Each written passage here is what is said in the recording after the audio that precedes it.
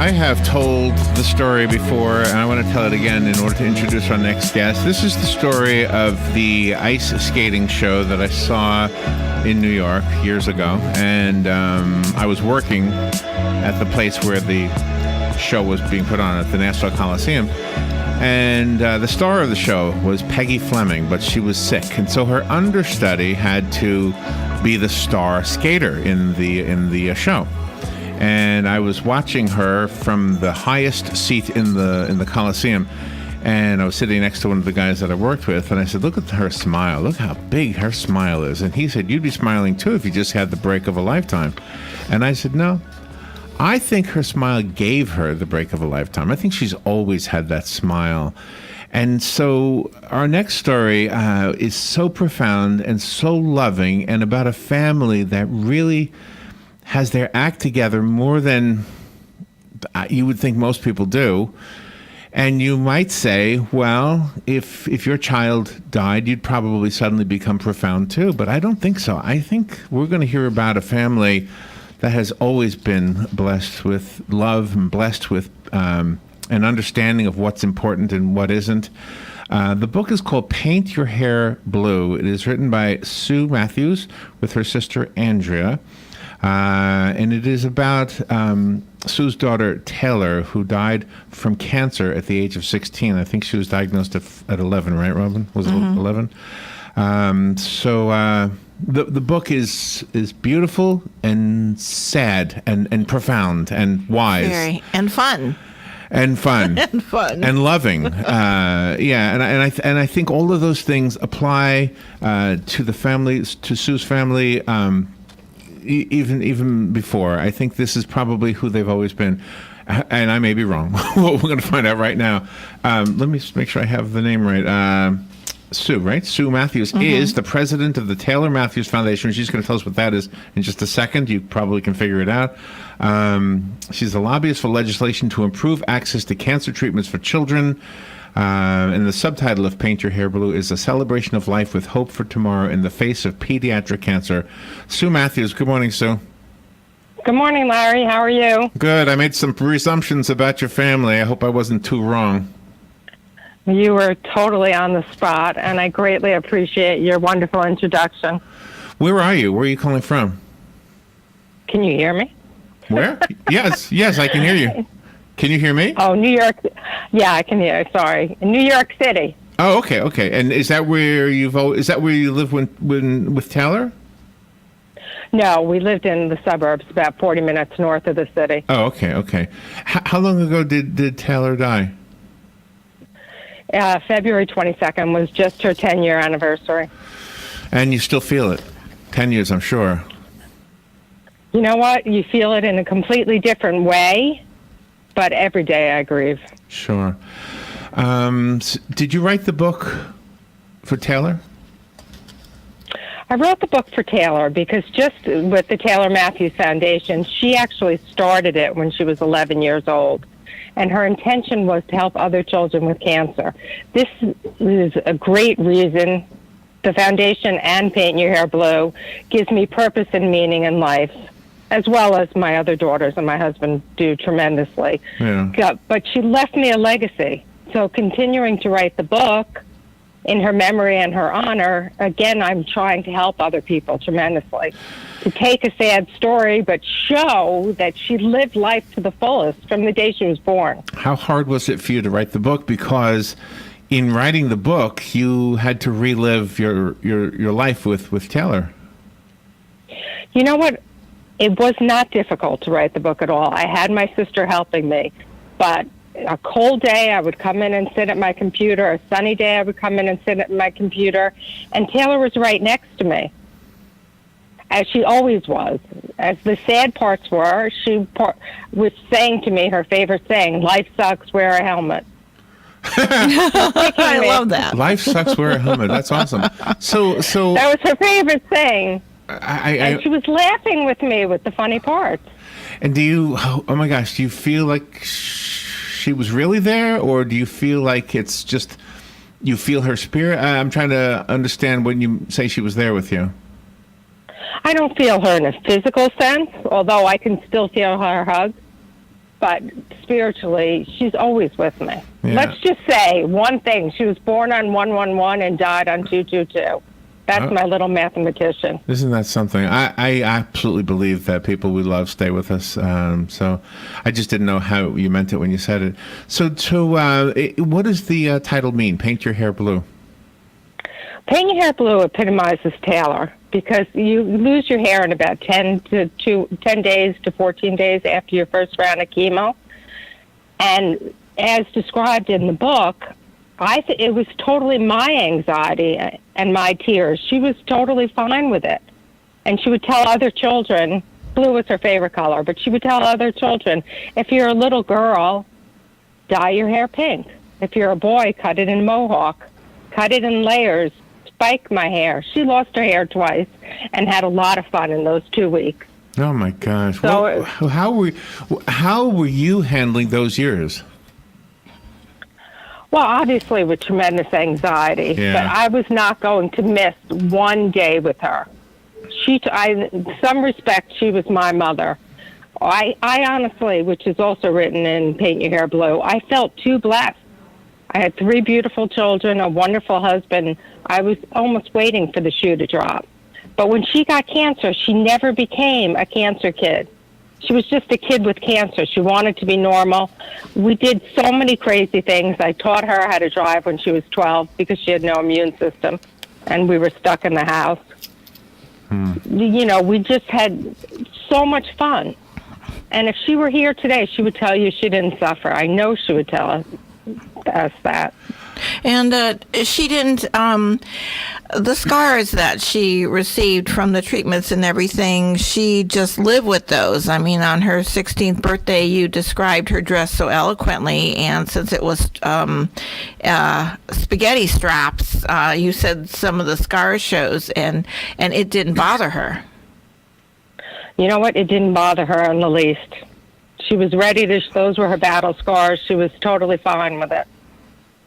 What was your experience with the medical community? Were you there were parts in the book where I felt like you were a little bit put off by their nonchalant attitude in some cases. What was your feeling toward them? And should something be changed about the way it is? Absolutely, something should be changed. You know, there are heroes in Taylor's story, and there are doctors that very much disappointed us. The first hospital she was treated at, they said to me, she has a 3-month prognosis, go on a nice vacation. And I don't know how I had, can you imagine? I said to them, excuse me, my daughter was in school yesterday. I don't think this is going to happen. And she lived almost 5 years. So you can't take everything the doctors say at face value. I can't stress enough to get second, third, fourth opinions. And that's what happened with us. When the doctor said they had nothing left to do, we just went on to another hospital and another doctor. In fact, she was treated in London and Germany. And that is just so amazing on your part, because sometimes people make the medical community seem as God, and their common sense flies out the window, but not for you and your family. No, most people hang on every word a doctor says, and we were willing to challenge them. And we needed to. And the Taylor siblings, I mean, they were fun, they were jovial, they were there the whole time, and they made each other laugh. They really did, and they always had her back. The scene of her coming down after shaving her hair, my older daughter was horrified, and they all laughed. She posed like she was a model. Here I am. Oh my gosh.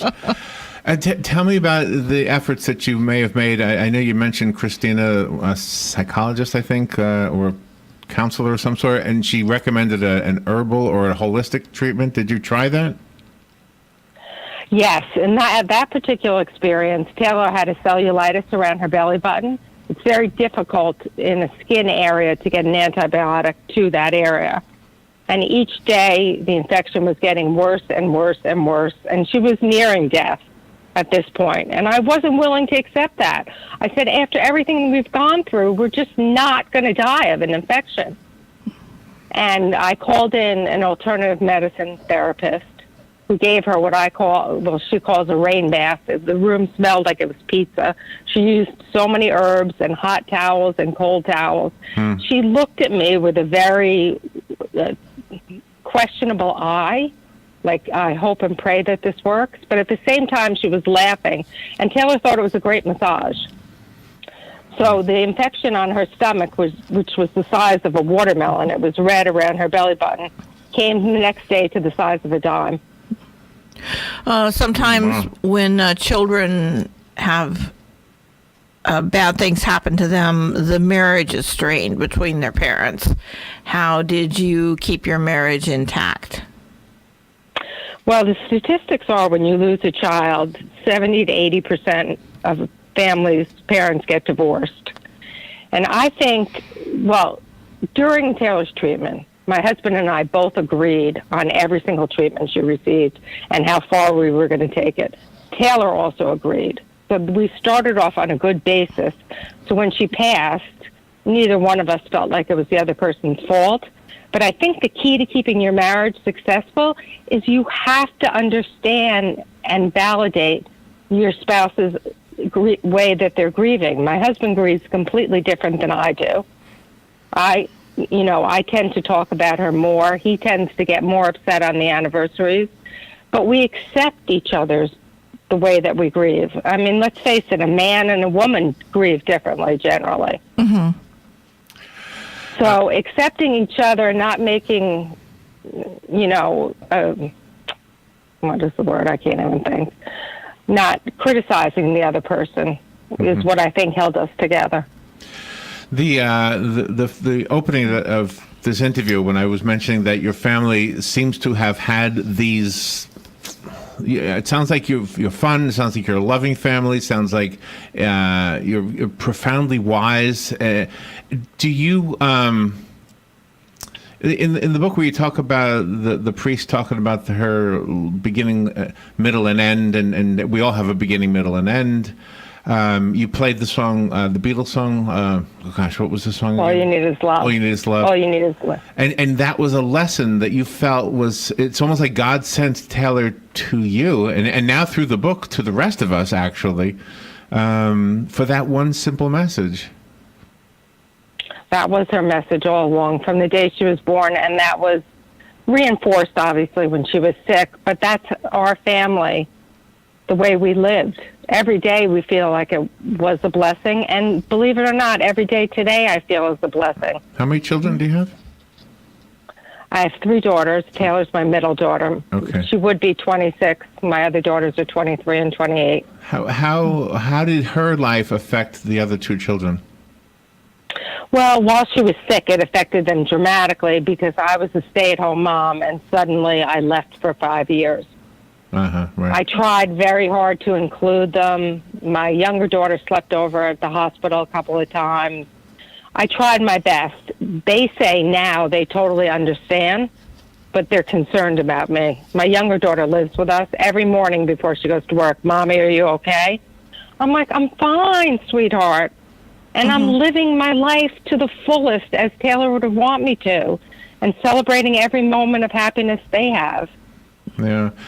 And Taylor kept up all of her personal relationships, and she also was pursuing her career goals. I mean, gosh, she wanted to go to college. She sent out letters of inquiry for acceptance. She was excited about her test scores coming back. She's amazing.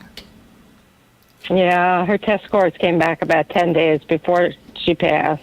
She totally believed she was going to college, and she was thrilled to have a boyfriend who was a wonderful guy.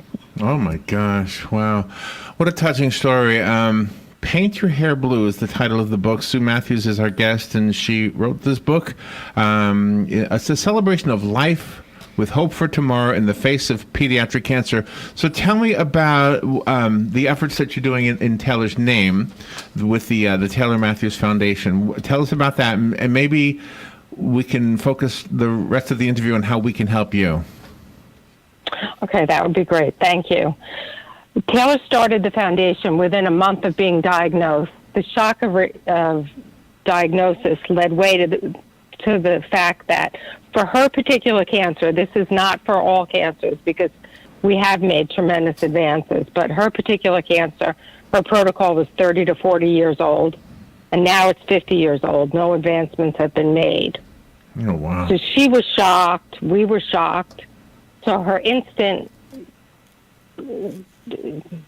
thing that she thought she should do is to start a foundation to fund pediatric cancer research to help other children. And this was all our family's beliefs always were to help other people. And tell me, I don't, maybe one in one ear and out the other. What was the cancer one part of her body? Was it stomach cancer? No, well, she was misdiagnosed. That's another problem. And we didn't find out for 3.5 years, and we had a second biopsy when she relapsed. So that's why it's encouraged very much in the book to send your slides to different hospitals and different doctors, not only for misdiagnosis, but now there are many biological markers that can be found on a cancer cell, and there's studies, done all over the country. How is it possible that it's 50-year-old protocol? It just seems so unlike everything else we're hearing lately. Well, other cancers they've made tremendous improvements in, and we've raised about $1.5 million, which Taylor would be thrilled with. Her goal was $1 million. But she always said to me, "Mommy, if I could save the life of one child, it would all be worth it." And we have saved the lives, we know for sure, of many children over. There's nothing better to me than that. But the protocol is still antiquated, isn't it? Oh, it's completely antiquated. I was at a pediatric oncology conference, a huge conference last week, and they spoke about it. So what are they doing about it? And how does helping, if we make a monetary contribution, how does that help? Well, right now we're funding precision medicine at Columbia University, which is they take a child's germ cells and they sequence it, trying to identify the mutation. Once the mutation is identified, they try to find a drug that will hold back the mutation, or they change the child's treatment protocol to be less toxic. There are 500,000 survivors in the U.S., pediatric survivors in the U.S., and 2/3 of them have very serious conditions from the toxicity of treatment. Is that right? So we're reducing the toxicity effect. Wow. So the adult treatments for cancer are different than the treatments for children. Do you think sometimes the adult treatments would help the child? Well, the adult treatments are completely different. There's 900 drugs in right now being tested on adults. 3 drugs for pediatric cancers have been approved in the last 30 years. 3? Now, kids are 3. Wow. That's it. And there's 900 in the pipeline right now to be tested on adults. Now, children are different. They metabolize drugs differently. But now that they have biomarkers, which is what we're funding at Columbia University, we had a huge success in Congress last year. They passed the RACE Act, which requires that if an adult drug has the same biomarker as a child's tumor has that biomarker, they're required to test it on pediatric patients. That's a tremendous stride. You have Habitat for Humanity listed on your book. How does that come into contact with you and Taylor? Habitat for Humanity is the publisher's charity. Oh, okay. I That's see. why it's in the. So the publisher is very charitable as well. How did your sister handle this? Her sister? Your Andrea. Oh, Andrea. Yeah, Well, with the writing of the book and the memories. She remembered some things that I didn't. When I got to very difficult parts, she helped me emotionally. She helped write the book. But Andrea was there, and her family was there on a moment's notice. During the 5 years she lived in either London or North Carolina. Mm-hmm. And when she arrived, there was no cancer. Taylor called her Aunt Annie, and when Aunt Annie arrived, she always said, "I'm going to get better." Oh, it was pure fun, and total support for me. Oh, wow. So was Aunt Anne like a big sister to her? Well, that's a funny question. 'Cause Andrea is 10 years younger than me. Oh my! So she's and she's about 20 years older than Taylor. So she's about in the middle. Oh, okay. One of the funniest. She's always been my. Oh, go ahead. No, she's always been my soulmate and my best friend. But I do want people to know when there's severe tragedy, a lot of families break up. Yes. And that did happen with my other siblings. Oh, really? Oh my gosh! Oh my gosh, that's crazy. That is sad. You're getting really good reviews on Amazon, and I'm wondering. Let's see, the book is it's really doing well. I see it's available as a Kindle book. We have it as an actual book here in the studio. It only came out about just a little over a month ago. Are you getting feedback from people who have children who are also going through the same battle? I'm getting tremendous feedback, mostly on the website, the Taylor Matthews Foundation website. Oh, okay. And people are saying it's really helpful in so many ways. I'm getting comments that when they're the caregiver for adult patients, it's helped them in tremendous ways. And the point of the book is to help other people, but also to not pity yourself, not become a victim. That's right. I believe that, too. All right, let's make sure we get that website out there, TaylorMatthewsFoundation.org. I just went there, spelled exactly as it sounds, TaylorMatthewsFoundation.org. And is this, I want to make sure we share this on our Facebook page so people can help you or perhaps find out whatever they might need to find out about the Children's Hospital, with the research at Columbia, for example. Did you go to England because there was maybe a procedure we couldn't do here in America? Yes. And she passed away in Germany because the treatment we wanted was actually at Rockefeller University right in New York City, but they weren't willing to release it to peds.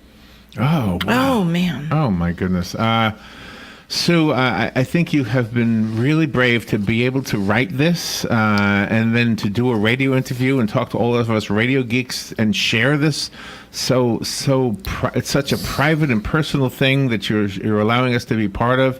I have a copy of the book, Paint Your Hair Blue. If I have a listener who would like the copy that I was sent, you are welcome to it, but I only have one. The rest of us will have to go buy it. I found it on Amazon. Is the book also available on the website?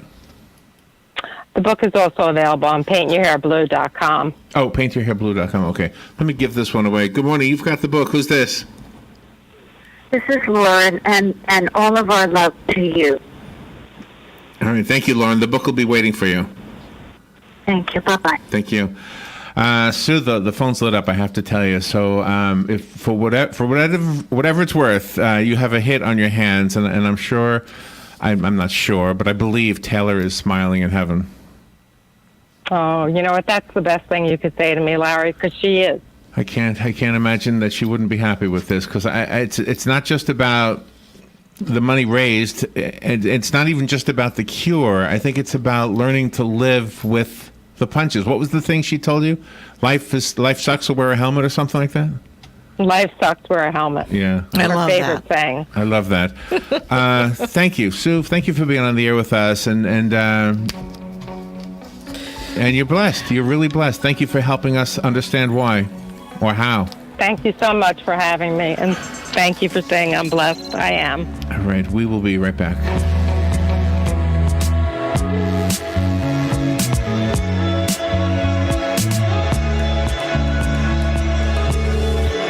Broadcasting from the Paddock Mall Studios, this is WOCA, Ocala, Gainesville, The Villages, 1370 AM, 96.3 FM, The Source.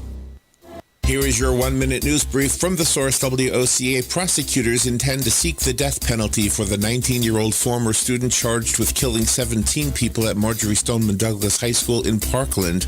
A group that has labeled themselves as progressive-minded women's rights activists say they are frustrated with the Florida legislature's failure to pass a sexual harassment measure that would have outlawed unwanted sexual advances by lawmakers, lobbyists, and staff members. A Hernando County woman is accused of leaving 4 more dogs to die inside a house after Hurricane Irma. Ocala police have begun live-action shooter training courses for its officers to help prepare officers for real-life scenarios. An Ocala seafood restaurant on South Pine was shut down last week after a dead rat was found in the kitchen, along with other violations. The restaurant has been allowed to reopen after correcting the problems. And a groundbreaking ceremony for the downtown Ocala Hotel will be held at 9:30 a.m. on March 23rd. And that is your news brief from The Source. The NFL alumni is sponsoring a Clays for Kids, a sporting event to